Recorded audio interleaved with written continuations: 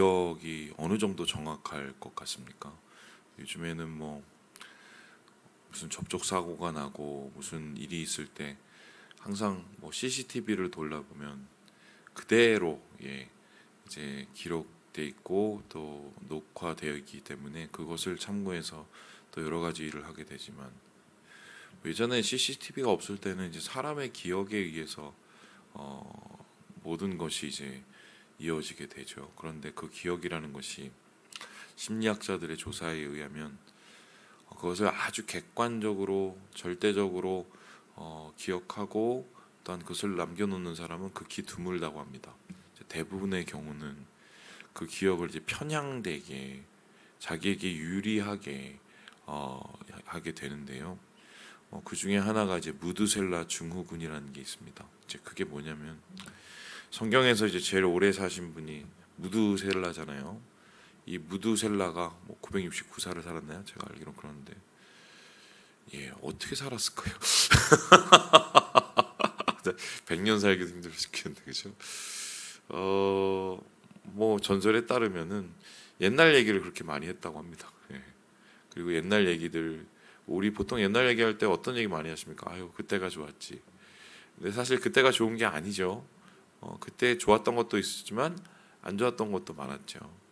그런데 우리의 인식 속에는, 우리의 기억 속에는 과거를 생각할 때 좋은 기억은 저장해 놓고 좋지 않은 기억은 삭제하는 뭐 그런 이 편향된 기억이 있답니다. 특별히 그 좋지 않은 기억 속에는 우리가 잘못했다는 거, 또 우리의 과오, 또 우리가 분명히 실수했던 거, 이런 기억을 이제 삭제해 버리는 거죠. 근데 문제는 이제 과거가 좋았어, 그때가 좋았어. 물론 뭐 그걸로 향수파리 뭐를 할 수는 있겠지만, 과거가 우리에게 존재하는 이유는 뭡니까? 과거를 통해서 우리가 얻는 교훈이 있기 때문이죠. 내 삶의 모습 속에서 과거에 이런 선택을 했고, 이런 선택을 했었을 때 어떤 일이 이루어졌고, 뭐 이것이 정확하게 우리에게 남아져 있다면 다시 그런 행동을 하지 않거나 더 좋은 대안을 찾게 되기 마련인데, 과거가 그냥 좋았다, 그때는 어쩔 수 없었다, 뭐 이런 식으로 과거를 위화하거나 합리화시키기만 하면 솔직히 우리가 뭐 80년을 살던 100년을 살던 혹은 969년을 살던 우리에게 유익이라는 게 1도 없는 겁니다. 왜냐하면은 오늘 하루만 살고 있는 하루살이처럼 살고 있기 때문입니다.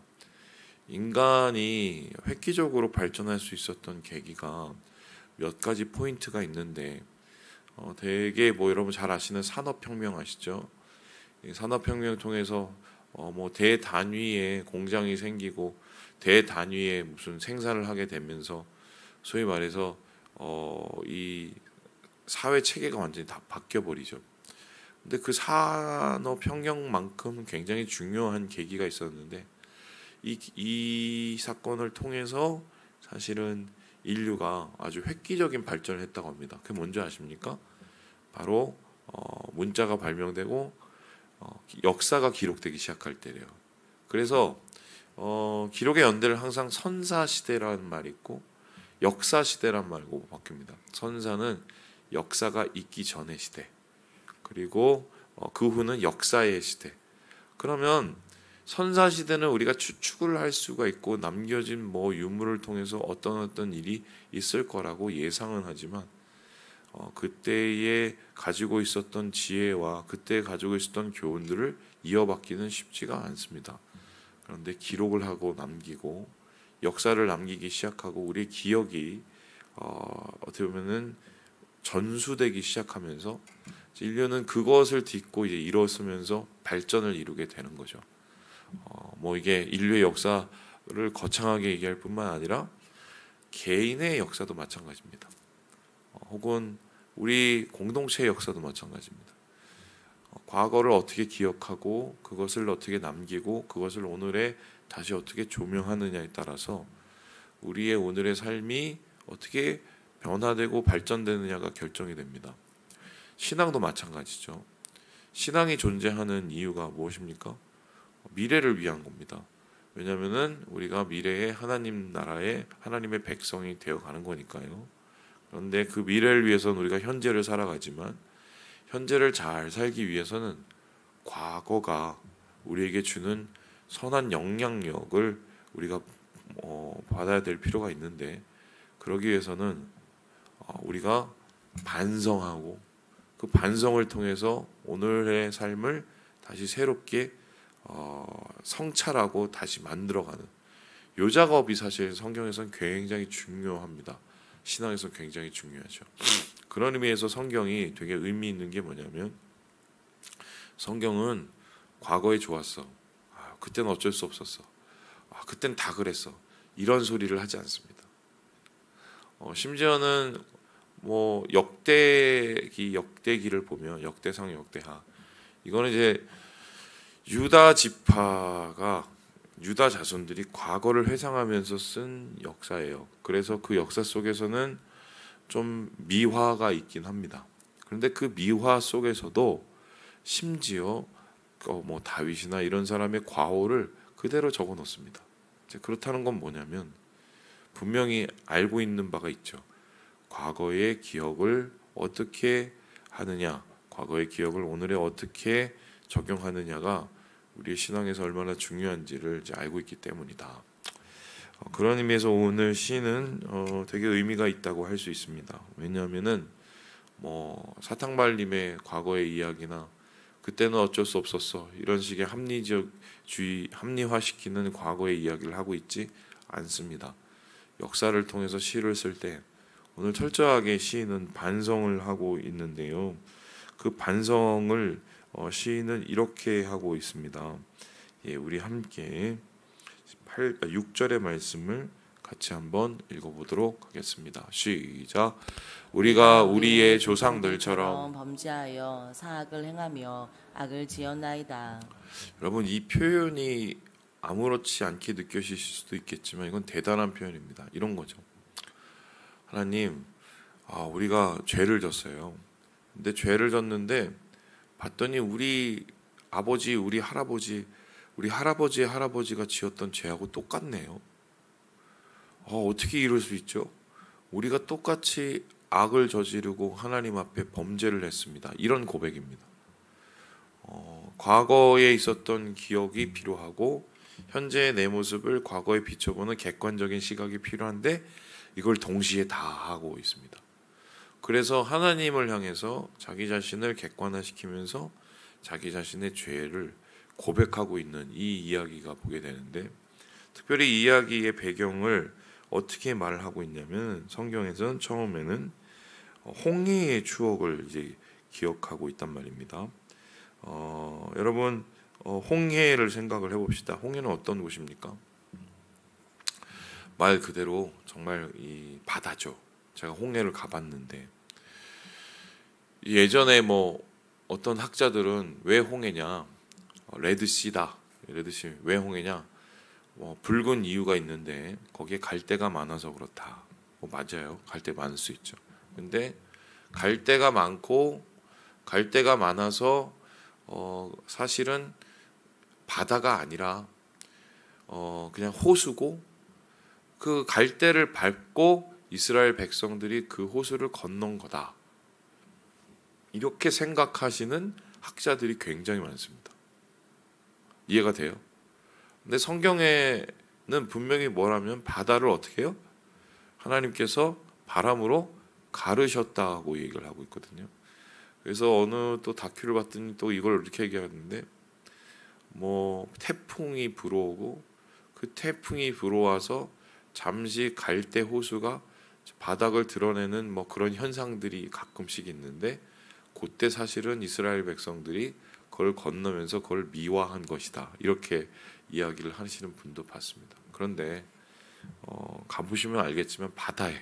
진짜 바다입니다.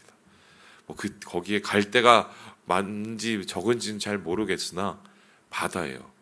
그래서 그 바다가 어느 정도의 수준이냐면 이스라엘 백성이 우리는 다 죽었다고 얘기하면서 모세를 향해서 돌을 들고 모세를 향해서 한마디로 너 이놈 이러면서 반란을 할 수준 정도의 그러한 막막함이었습니다.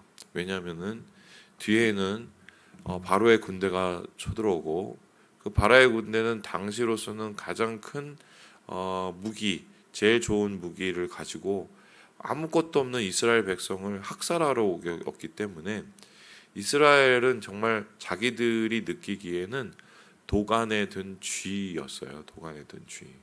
그런데 그때 하나님께서 모세를 통해서 바다를 가르시고 그 바다를 마른 땅같이 건너게 됩니다. 여러분, 그 후에 거기서 끝난 게 아니죠. 그 바다를 건넌 후에 애굽의 병거와 애굽의 병사들이 쫓아왔는데 결국 어떻게 됩니까? 하나님께서 다시 바다에 바람을 멈추셔서 수장을 시켜버리고 몰살을 시켜버리죠. 그 후에 이스라엘 백성은 이러한 모습을 가리켜서 하나님을 향해서 소고를 치면서 노래를 부르고 구원을 찬양하는 이 이야기가 이제 출애굽기 15장인가 그때 나오게 되는 거죠. 그러면 이 기억을 이스라엘 백성이 어떻게 할 수 있었을까? 야, 그때 하나님이 우리를 사랑해 갖고 홍해에다 길을 쫙 열어 주시면서 우리가 거기서 막 열심히 갔잖아. 그랬더니 하나님이 다시 홍해를 다 이렇게 다시 덮어 주셔서 우리를 쫓아오던 그 못된 놈들 다 하나님께서 그냥 몰살시켜 버렸어. 야, 얼마나 행복한 기억인 줄 알아? 이렇게 정말 부정적인 요소는 다 빼고 행복했던 기억, 좋았던 기억으로만 생각할 수가 있습니다. 그런데 오늘 시인은 그렇게 말하지 않어요. 그리고 이 사람은 이렇게 얘기를 하고 있는데요.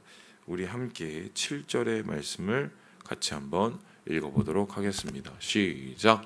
우리의 조상들이 애굽에 있을 때 주의 기이한 일들을 깨닫지 못하며 주의 크신 인자를 기억하지 아니하고 바다 곧 홍해에서 거역하였나이다. 홍해에서 뭘 했다고요? 거역을 했다고 나옵니다. 어떤 거역입니까? 하나님께서 출애굽시킨 것에 대한 의심을 하고 하나님께서 세우신 모세를 의심했다는 것이고 의심할 뿐만 아니라 모세에 대해서 대항을 했죠. 왜 그랬을까 생각을 해보면은 눈앞에 바다가 있고 뒤에는 지금 자기를 죽이러 오는 사람이 있으니까 당연히 그랬다고 할지 모르겠지만 여기에는 더 한 가지 기억이 붙으면 전혀 다른 얘기가 됩니다. 이스라엘 백성이 출애굽하기 전에 어떤 일이 있었느냐인데 여러분 그냥 출애굽을 한 게 아니라 하나님께서 바로에게 길을 여시기 위해서 어떤 일을 행하셨습니까? 10가지의 재앙을 행하셨죠. 그 10가지 재앙 속에서 하나님께서는 이스라엘이 있는 고센 지방을 잘 지키시고 그들에게는 그 재앙이 미치지 않도록 하나님께서 그들을 보호하시는. 그러니까 이게 뭐냐면 이런 거죠. 예를 들어서 맨 마지막에 장자의 재앙을 보면 알겠지만 다 죽었습니다. 다 죽었어요. 그런데 어린 양의 피를 문제방에 바른 이스라엘 백성의 집만큼은 가정만큼은 장자가 죽었어요? 안 죽었어요? 안 죽었습니다. 심지어는 그 집안에 함께 거했던 이방 사람들, 애굽 사람들까지 장자가 죽지 않았습니다. 이것을 이제 기억해 본다면 이스라엘 백성은 이 하나님의 능력과 하나님의 위엄과 하나님이 우리를 향했던 그 사랑은 엄청 대단한 거구나. 이 은혜는 그거를 분명히 경험하고 지금 떠난 지가 일주일도 안 된 거예요. 근데 그 일주일 상간에 어떤 일이 그들의 마음속에 차지했는지 모르겠지만 광야에 도착하기 전 홍해 앞에서 그렇게 무너지고 맞는 거죠. 사람은 사실 이래요. 제가 경험한 바로는 저도 마찬가지지만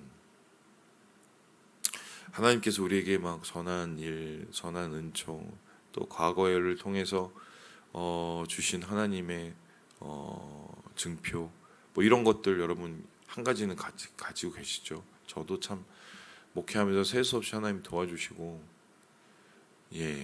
또 제가 살아온 또 시간 동안에 참 하나님께서 이거는 정말 너무 감사한 일들 참 많은데 시험이 찾아오고 또 우리 앞에 또 어려움이 이제 오지 않습니까? 문제가 기억이 하나도 안 납니다. 기억이 하나도 안 나요. 그냥 당장에 이것만 보입니다. 당장 눈앞에 있는 홍해만 보여요. 이제 그렇게 되면은 하나님께서 그러한 과거의 좋은 기억들을 주신 이유는 하나님이 함께하신 그 역사를 붙잡고 그 기억을 붙잡고 지금의 문제를 꿋꿋이 버텨내고 견뎌내고 이겨내기 위해서 하나님이 그 기억을 주셨는데 우리는 그 기억은 그냥 다 까먹어버리고 당장 내 문제, 내 일 몰두해 버립니다. 그럼 어떻게 됩니까? 하나님을 원망하게 되죠. 불평하게 되죠. 그게 우리의 인생이에요. 지금 이스라엘 백성들도 똑같은 그 일을 했는데 주의 기이한 일을 깨닫지 못하며 여기서 말하는 깨닫지 못하다는 것은 단순히 깨닫지 못하는 게 아니라 다 까먹어 버렸다는 거죠. 자기가 경험했던 자기의 눈으로 보았던 그 하나님의 역사를 다 까먹어 버리고 그리고 더 중요한 건 그 역사를 하신 하나님의 인자하심 하나님이 누구신가도 다 까먹어 버리고 그리고 어떻게 해요? 오늘의 어려움 홍해의 그 막막함 속에서 하나님을 거역하게 되는 죄를 지었다는 겁니다. 이런 소위 말해서 단편적인 삶을 사는 인생들의 죄 그것 때문에 매일매일 무너지는 모습 여러분 이거를 자기들이 보면서도 한심한 거예요. 그래서 야 우리도 우리 조상들처럼 똑같네. 야 하나님 이렇게까지 해주시고 하나님까지 이렇게까지 우리를 여기까지 도와주셨는데 야 이 문제에 난 또 그렇게 무너졌구나. 여러분 그렇게 자기 자신을 보는 거죠. 저는 이렇게 볼 수 있는 것도 참 은혜죠. 그렇게 보게 되면은 자기 자신이 부족함을 깨닫게 되면 어떻게 됐습니까? 하나님 앞에 엎드리고 회개하고 자기의 부족함을 아뢰고 그리고는 다시 기억의 재정립을 하게 되죠. 기억의 재정립은 뭐예요? 나는 언제든지 흔들릴 수 있는 사람. 그런데 하나님은 이런 나를 붙잡아 주시는 분. 그런데 그 붙잡아 주시는 하나님에게는 어떤 것이 있습니까? 인자하심과 성실하심을 가지신 분. 그러니까 우리가 과거에 우리의 잘못과 우리의 실수를 기억하는 이유는 무엇입니까? 그때 내가 진짜 바보 같은 놈, 내가 왜 그랬지? 혹은 남한테 비방할 때 너 그때 그따위로 해서 이게 아니죠. 우리의 연약한 기억에도 불구하고 하나님께서 여기까지 버리지 않으시고 끝까지 붙여주셔서 우리를 여태껏 함께해 주시는 그 은혜 하나님의 위대하심을 우리가 다시 한번 상기하기 위해서입니다. 여러분 아시겠지만 홍해가 이스라엘 백성들이 아이고 우리는 하나님을 믿습니다. 우리는 하나님을 신뢰합니다. 이러니까 하나님이 기뻐서 그 홍해를 모세를 통해서 갈랐습니까?